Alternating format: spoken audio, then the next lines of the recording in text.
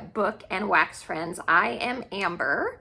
Welcome if you're new, welcome if you're returning. So glad to have you here with me. Today's video, as I post home fragrance and book content, today's video is about my summer reading plans. If you did watch my TBR video, I did talk about how June is all about like pirate-y type books, and so I am still in the middle of that. I have finished a couple, so I'm just sharing the ones that I want to get to, along with things that aren't piratey, that I haven't read yet. So this is everything else that I haven't read in June yet, and on into July and August plans. So the first three I have to share, I do not have on me yet. I have them reserved in audio. I couldn't get them in book form, in like physical book form, from my regular library, or well, one's taking forever. I shouldn't say I can't get them. A couple of them are coming, but they're just taking forever. And then the other one, they didn't have it available in physical books, so I am for sure listening to that on audio when it comes. So let me jump into those three first. The first one I have is called Empire of Shadows, and it's by Jacqueline Benson. This is like a kind of like a Mummy Indiana Jones type of story, is what I've heard. It takes place in the 1800s, and excuse me, it's about people that are fortune hunting, pretty much is what it is. And it looked like a fun time. I don't know if there's any magic in it or not, or if it's just specifically like historical romance, fantasy, or fiction type of thing. But to me, when I look at a book like this, and some of the other ones I have to share, it feels like summer because it's like hot and treasure hunting and that sort of thing. So for me, I was like, this feels like a summer book. So I wanted to get to it. Okay, the next one I have that is coming eventually in physical form, but I might get it from audio first. It is Catherine Center's newest book, The Love Haters. And as you can see, definitely summery from the vibe of the book. And this is about a girl who goes to interview a lifeguard or something like that. I don't know much about it. Plus, I have so many books, I'm not going to read like the full synopsis for you guys, but it looks fun. So yes, for sure. Plus that one is on my 5-star predictions for, I think, did I put it on my 5-star predictions? I think so. For the month from the second quarter, I think that was on my 5-star predictions. So, and then the last one I have coming to me is Remarkably Bright Creatures. This is by Shelby Van Pelt. And I know it's about an octopus, which octopi freak me out, but I've heard that this is really good. And look at the cover. It looks like it should be a summer read for sure. So I did put it on my 25 books to read in 2025, and I was planning on getting to it during the summer months. So that one for sure I am hoping to get to. Okay, next up, let me share the this one for sure I'm reading. And it's not necessarily like summary to me, but I know I want to get to it. It finally came in from the library, Sunrise on the Reaping by Suzanne Collins. I actually just finished reading The Hunger Games over again. And no, that has nothing to do with pirates, but I did just finish it in June because I wanted to at least read the first book or so before I got to this one. This is Haymitch's story. If you're familiar with, The Hunger Games. If not, you won't even know what that's talking about. But this is like a worldwide icon type of story. So it's one of those things, even if you never read the books or watched the movies, I feel like you should know kind of what the stories are about. So, hey, Mitch, this is a prequel about his story, and I'm very excited to get to it. Okay, then after that, some other C-type books. So these are ones that I want to finish up definitely, hopefully in June. And that is The Night Weaver, which I did get for my TBR jar prompt. That's a pirate book. Also Capitana, which was also TBR jar prompt. And this one I didn't pick officially from my prompt jar, but of the other piratey books that I have, I do want to make this one a priority. Daughter of the Pirate King by Trisha Levenseller. I didn't even say the Cassandra James, and R.M. Gray for Night Weaver. I forgot to say who the authors were. So those are kind of what I want to finish in regards to pirate books that I haven't gotten to yet this month. So anyway, moving on, more like C type of books that aren't necessarily pirates. I want to read House of Salt and Sorrows by Erin A. Craig. I did get this last year during the summer as well, but I never got around to it. And so I haven't ever read an Erin A. Craig book yet, and I want to. And I heard this is like a retelling of the 12 Dancing Princesses. It might not have anything to do with the sea at all, but from the title and the cover, it looks like it does. So for me, this is like a kind of spooky gothic summer read. So, and then next is A Letter to the Luminous Deep by Sylvie Cathrall. I never read anything by this author either. I've heard really good things about this story. It's about most of the earth, or wherever they live in this fantasy world, is covered by water.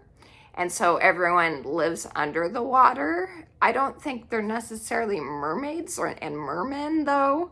But I've heard this is a whimsical, cute, fun time, and I want to get to this one. So there's that. Okay, then I have some like romance type of stories, contemporary romance. Some are YA, and some are just women's fiction, I think. So this is a YA, The Matchbreaker Summer Contemporary Romance. And this is actually mine. I got it last year, I think it was, and never got around to reading it last summer. So I wanted to pick this up. So this is by Annie Raines, and it's kind of like the opposite of Parent Trap in regards to, I think, these two young adults want to break up their parents. Their parents are dating or about to get married or just got married, something like that. And they dislike each other and they want to break up their parents type of thing. So it looks cute. That's why I bought it in the first place. Okay, the next one is The Breakup Pact by Emma Lord. I don't know how spicy Emma Lord's romances are. So I might end up DNFing this one. I get confused between her and Emma St. James, I think is the other author. They both write like romance books, but one of them is on the clean side and one of them I'm not sure. I haven't read either of them, so I'm not sure which one this is, but definitely looks summery. And it's about June and Levi. They were best friends and then they kind of fell apart and they had a pact or something. I don't know. I've heard good things and it's very summery. Okay, next one is The Summer of Yes by Courtney Walsh. This one looks super cute. I just read in May my first book by Courtney Walsh, really enjoyed it, and that was the Happy Life of Isadora Bentley. And this one obviously is summary, and I think this is more of a women's fiction, but usually there's, from what I've heard, most of her books still have some sort of romance in them, and she writes clean books. So, okay, next is Summer Romance by Annabelle Monaghan. I've heard her books are cleaner, and so I wanted to try one of them out. I've never read anything from her, but this one looked like it would be a good place to start because this is summer romance. So, okay, then I have One Italian Summer by Rebecca Searle. And this one, I have no clue except that it takes place in Italy, which is very summery in my opinion. And it says summer in the title. Okay, and then I just got this one in from the library as well, and this is on my 5-star predictions, although now I've heard kind of mixed reviews about it. It's called Great Big Beautiful Life by Emily Henry.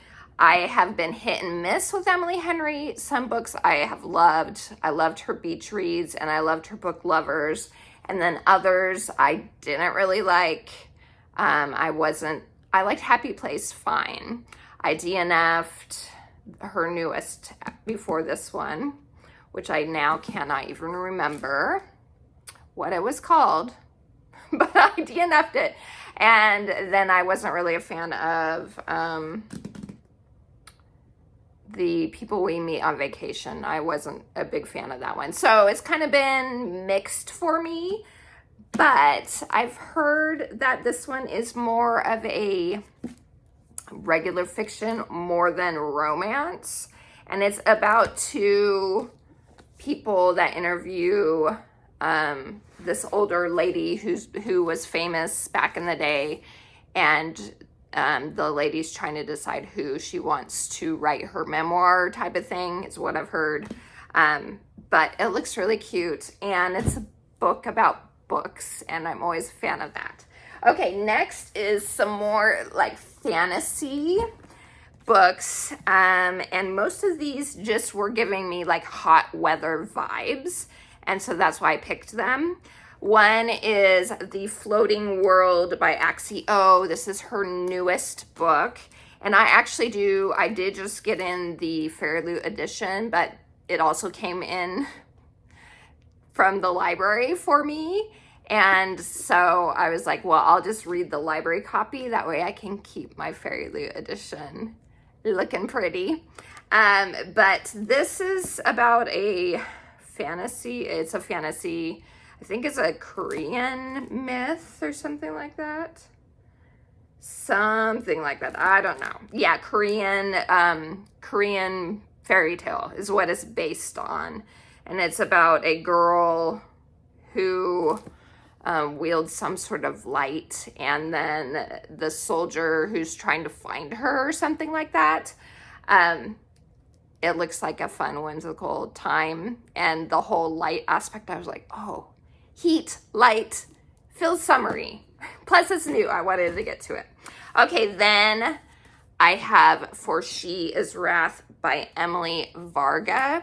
This was I think this was an Owl Crate book that I got a few months back. It's a Persian type of fantasy story. And isn't it pretty? It's very pretty. Let me show you the inside. Look at that. I'm pretty sure this is Owl Crate because they usually do the smaller format, the B format. But to me, this is totally screaming like summer fantasy. Let me show you the inside of the dust jacket too. Sorry. It's hard for me to share the dust jacket just because I don't know if I'm actually getting it in frame or not. But anyway, this is a like a Persian fairy tale, and it's about a girl that's like seeking revenge, I think, from what I remember, something like that. So since I owned it, I want to get to the books that I own type of thing. So that one I felt like was definitely a summery, more of a summer hot type of read. Another one that is a like Persian inspired story is This Woven Kingdom by Tahera Mafi, who is the author of the Shatter Me series, which has made a resurgence in popularity. That came out, when did that come out? Like around the time of Twilight, so like early 2000s to mid 2000s. And then now there's a resurgence of it becoming popular again.